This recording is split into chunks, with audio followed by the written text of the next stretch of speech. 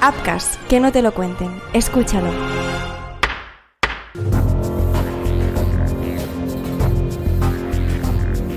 Era agosto de 2018 y un grupo de turistas paseaba junto a las tranquilas aguas de la región de Valparaíso, en Chile. Todo parecía normal hasta que, en medio de las vistas paradisíacas, se toparon con una inesperada visión que les heló la sangre. Un torso humano, desprovisto de extremidades, flotaba ante ellos, a punto de quedar varado en la costa.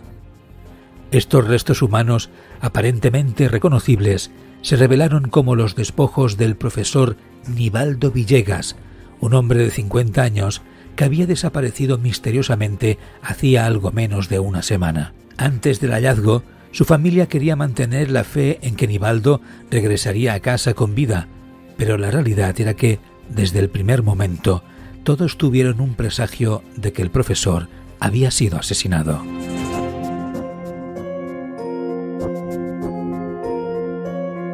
Hola, mi nombre es Marc Trucco. Bienvenidos a Juicios de Crímenes, el podcast donde van a parar los juicios de los casos más impactantes de la historia.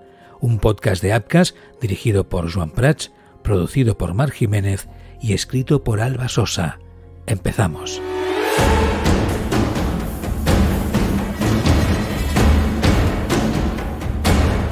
El viernes 1 de agosto se reveló la desaparición de Nivaldo Mauricio Villegas cuando no apareció para recoger a su hija de casa de los abuelos. Este comportamiento iba en contra de su rutina y de su responsabilidad como padre, especialmente en medio del amargo proceso de divorcio por el que estaba pasando con su exesposa, Johanna Hernández. Sus familiares comenzaron a sospechar lo peor, de modo que rápidamente acudieron a su hogar en el número 860 de la calle Yacolén, donde la escena que encontraron solamente hizo que aumentaran sus preocupaciones. El automóvil de Nivaldo estaba estacionado con el volante bloqueado, las llaves de la casa dentro de la vivienda y su chaqueta colgada en su lugar habitual. Sin embargo, un pequeño detalle intrigante les llamó la atención. Un vaso roto en el suelo rompía la normalidad de cómo encontraron su hogar.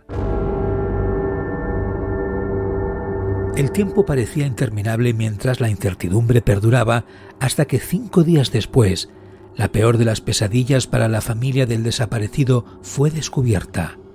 Habían encontrado en el muelle un torso humano flotando en las aguas. El torso, tras ser sometido a pruebas, se confirmó como el cuerpo de Nivaldo Mauricio Villegas Gutiérrez. Edson Villegas, hermano de la víctima, expresó en el programa de televisión Muy Buenos Días que el profesor era una persona tranquila, sin enemigos aparentes, por lo que les resultaba incomprensible lo que pudo haber ocurrido.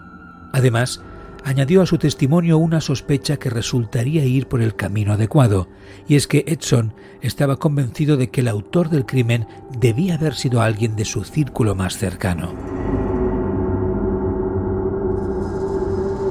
Horas escasas después de que se confirmara la identidad del cuerpo, Johanna Hernández se presentó en la oficina del conservador de bienes raíces de Villa Alemana con el propósito de indagar acerca de la propiedad registrada a nombre de la víctima.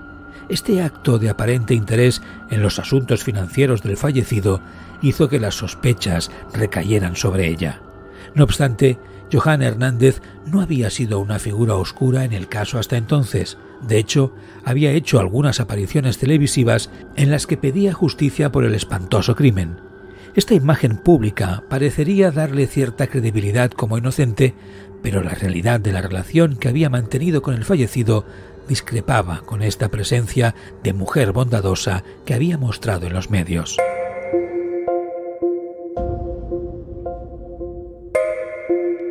Johanna y Nivaldo se conocieron en 2009, cuando ella tenía 23 años y estaba finalizando sus estudios. Esta relación comenzó después de que Johanna se separara de su esposo, con quien se había casado cuando ella tenía tan solo 15 años. Según los registros disponibles, Villegas interpuso una denuncia por violencia intrafamiliar en contra de Johanna. Sin embargo, esta denuncia no fue admitida por el sistema judicial. En esta denuncia, Villegas alegaba que estaba siendo objeto de acoso por parte de Hernández, quien tenía la intención de vender la casa que ambos habían construido cuando se casaron. Aquella casa había sido el proyecto que habían concebido para vivir juntos, con los hijos que tenían de sus relaciones anteriores y la niña que tuvieron en común. La pareja compartió su vida durante 9 años y se casaron en 2014, pero finalmente decidieron separarse. En el momento de la desaparición, la pareja todavía se encontraba en proceso de divorcio y para aquel entonces, Johanna ya tenía un nuevo amante, un hombre llamado Francisco Silva. La Policía de Investigaciones logró desvelar un escalofriante giro en el caso gracias a la triangulación de la tarjeta de crédito de Nivaldo Villegas, revelando que el último movimiento bancario del profesor fue una retirada de 35.000 pesos. Al revisar las imágenes de las cámaras de seguridad, se destapó un hecho impactante. La persona que retiró el dinero no era Nivaldo, sino que se trataba de Francisco Silva, vestido con la ropa de la víctima. El 21 de agosto, la policía detuvo a Johanna Hernández y su amante, Francisco Silva, y durante el interrogatorio, ambos se derrumbaron y confesaron su crimen.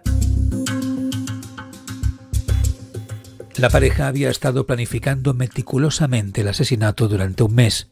Ambos condujeron hasta la zona donde vivía Villegas y alrededor de las 10 de la noche del 10 de agosto, Johanna lo llamó por teléfono para pedirle que se encontrara con ella. A las 22:14 horas, Nivaldo se despidió de su hija, a la que dejó con los abuelos, y se dirigió a su hogar sin sospechar la trampa mortal que lo aguardaba. Esa noche, Johanna y Nivaldo compartieron una aparente velada romántica en la casa de la calle Yacolén, en la que cenaron sushi y tomaron unas copas.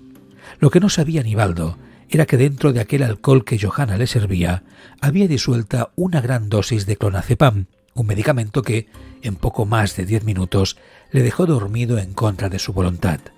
Fue en ese momento cuando Francisco Silva se unió a la escena. A las 23:50 horas, los acusados inmovilizaron a la víctima y apuñalaron su torso con ensañamiento hasta causarle la muerte. Después de esto, a sangre fría, cortaron los brazos y la cabeza de Nivaldo en su propia cama. Después de completar su atroz acto, cargaron el cuerpo desmembrado en el vehículo de un hermano de Silva y se dirigieron a la playa de Laguna Verde, en Valparaíso, específicamente al sector Las Docas, donde procedieron a deshacerse de algunos de los restos, arrojándolos al mar desde un acantilado. En el camino, hicieron una parada en una estación de servicio donde Francisco Silva utilizó la tarjeta de crédito de la víctima para retirar dinero. La noche del martes 14 de agosto regresaron a Las Docas para completar el proceso de desmembramiento, ya que las piernas del cadáver aún estaban unidas a su torso. Finalmente, arrojaron el torso de la víctima en otra playa que se encontraba a unos 50 kilómetros de la casa de Nivaldo, y la corriente del mar lo llevó hasta el muelle Prat, donde fue descubierto flotando el miércoles 15 de agosto. En la playa, además, se encontraron junto a una hoguera apagada restos del cuerpo calcinado, unas gafas y un teléfono móvil pertenecientes a la víctima, así como fragmentos de su ropa y una copia de las llaves de su casa. El crimen era ya innegable. Apcas, que no te lo cuenten. Escúchalo. El deporte está lleno de momentos épicos, de grandes rivales, partidos inolvidables, jornadas para la historia y en algunos casos, puntualmente, golpes de efecto que lo cambiaron todo. Apcas presenta un podcast repleto de personas increíbles, de grandes deportistas y de momentos de situaciones que han pasado a los anales de la historia del deporte. Descubre Golpe de Efecto, un podcast con las grandes historias del deporte y los deportistas. Golpe de Efecto de Apcas, ya en tu plataforma de podcasting. ¿Qué pasaría si un ministro del gobierno de España despierta encerrado en uno de los principales elementos de tortura de la antigua Grecia? ¿Actuaría igual la clase política que nos rodea si los ciudadanos pudiesen tener peso en la justicia? Una historia de terror sobre corrupción política. Crímenes Ibéricos te invita a conocer El Toro de Falaris.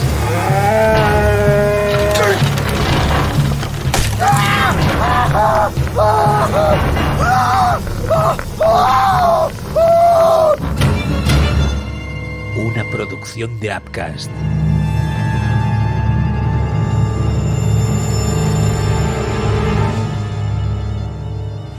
Pon la palabra Apcas en el buscador de tu plataforma de podcasting y conoce todas nuestras producciones.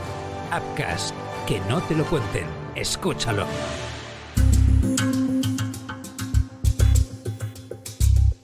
A finales de abril de 2019 dio inicio el juicio, que se prolongó 11 largas sesiones. En una de estas sesiones, Edson, el hermano de Nivaldo, testificó en contra de Hernández. Él decía siempre haber sospechado de Johanna, ya que sabía que ella quería quedarse a toda costa con la casa y también sabía que era violenta dentro del matrimonio y hacia su hija a espaldas de Nivaldo. Había cosas violentas que estaban sucediendo. A Johanna la niña decía que era karateca porque le tiraba patada al papá. Le estaba tirando patada al papá. También que la niña nos comentó que la mamá le tiraba chalazos y que ella le hacía lechita así porque le tiraba chalazos y que no le contara nada al papá, sino le iba a hacerle peor. En el juicio, la relación de amor que existía entre los dos acusados se desmoronó por completo. En lugar de mantener su complicidad, ambos comenzaron a lanzarse acusaciones mutuas, intentando exculparse del crimen. En primer lugar, Johanna declaró que Silva era celoso, malvado y vengativo, y que fue él quien ideó el plan y la coaccionó para ayudarle a llevarlo a cabo. Quiero que le digas que te celebre tu cumpleaños, que estén los dos solos. Yo le pregunté, ¿qué onda? Si a ti no te gusta que yo vaya a Peña Blanca, y menos que me junte con Nivaldo. Me dice que yo le haga caso y que no pregunte más. Después de eso me llegó esa foto con la caja que era de clonazepam. Le pregunté qué era y me dijo que era el contenido del pote que me había entregado. Ya, yo le pregunté cuánto era, que era una caja completa que se la había conseguido por Facebook. Llegó Francisco cuando me fue a buscar, me dijo que me tomara 2 clonazepam más. Yo le digo que ya me había tomado mis medicamentos. Me dice, tómate 2 pastillas más que te necesito tranquila. Me quedé mirando, pescó mis clonazepam, sacó una, se tomó una él y partió. Paró en el mirador de la Wilson en Peña Blanca, cerca de la casa de Nivaldo. Prende un cigarro y me dice, ¿te acuerdas lo que te hiciste cuando te trataste de suicidar? Yo le dije, sí. Ya, me dijo, exactamente eso le va a pasar a Nivaldo ahora.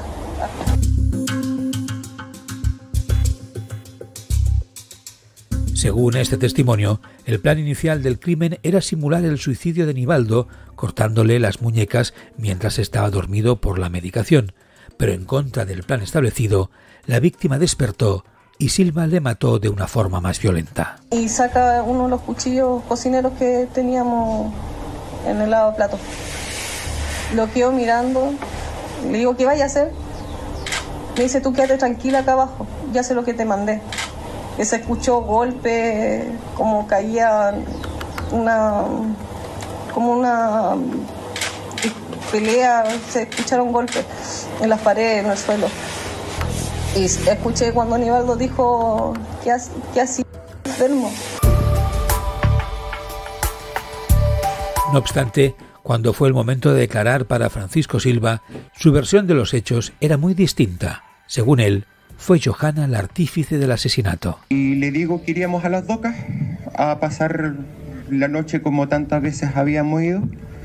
Y me dice, ya Chanchito, pero necesito que por favor me lleves a donde Nivaldo porque necesito hablar un tema con él sobre... Y de ahí nos vamos. Ya, mi amor, le digo yo, vamos, no tengo problema en eso.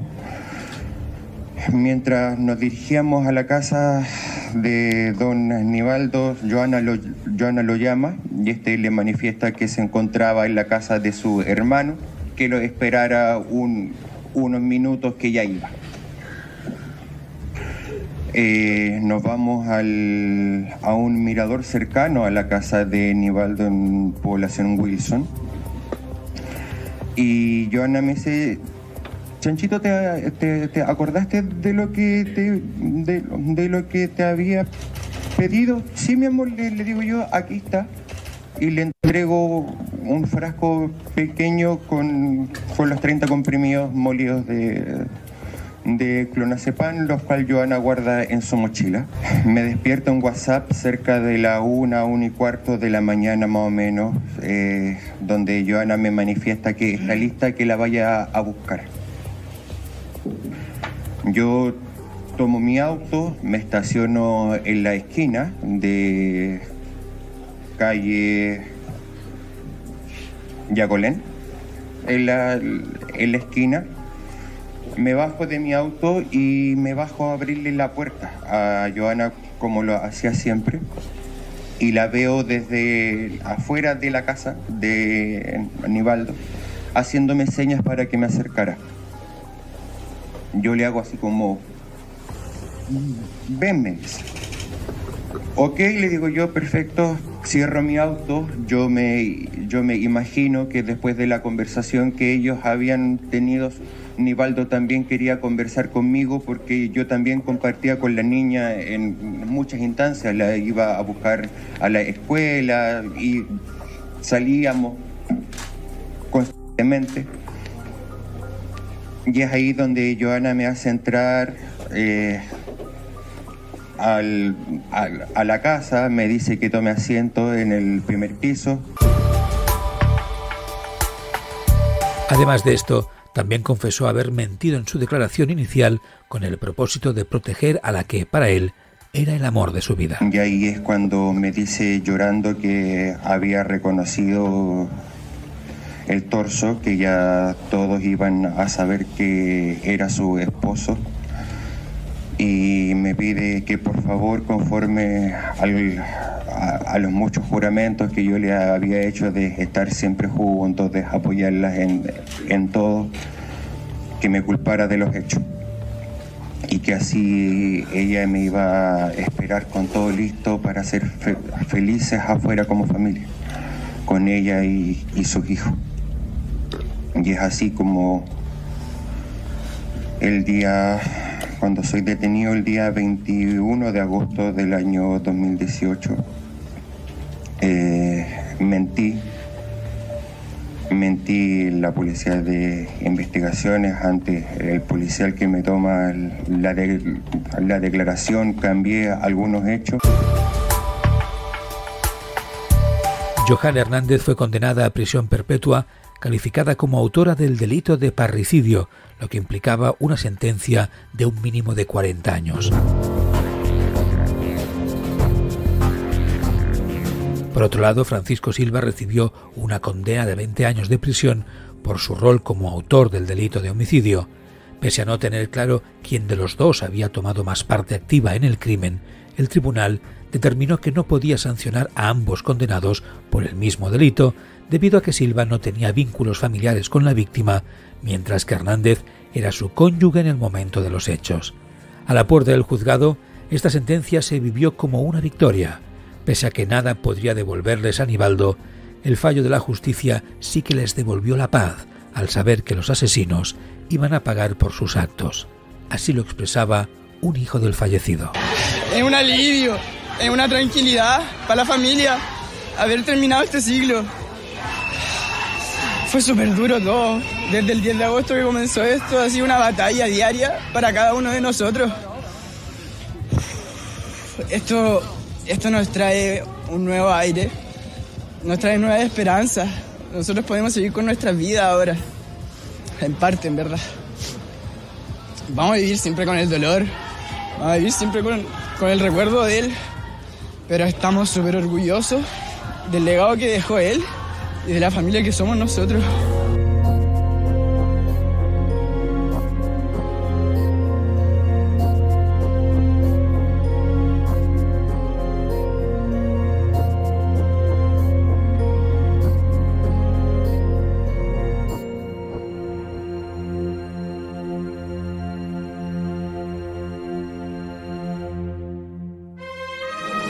Apcas, que no te lo cuenten. Escúchalo.